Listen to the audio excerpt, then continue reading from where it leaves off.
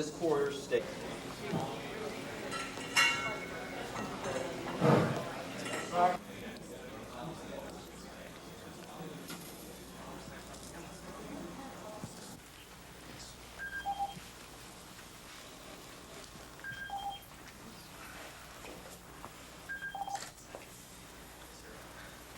going to be a big ceremony here, and I think the president's going to be here, so we'll undoubtedly go to that. But we're just going to have a little private ceremony in this hallway.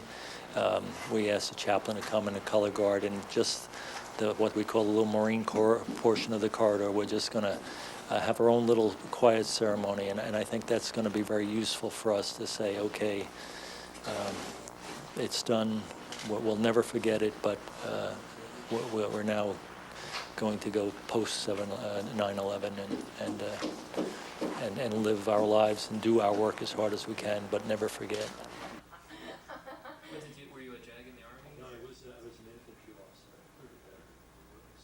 officer. For the longest time, I wanted to forget that day completely. I wasn't able to, and now it's important to me that I don't.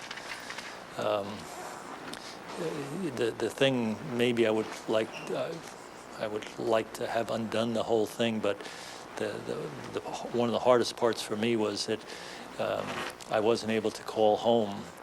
And finally, when we were able to grab a car and go home, I only lived 10 minutes from here, and my wife was watching TV, heard the explosion, and knew where I was, and I wasn't able to get a hold of her, and didn't get home for 2 hours, normally a 10-minute drive, and so she was convinced I was dead. And Ridge gave it to me, and it's actually a composite, as you could tell.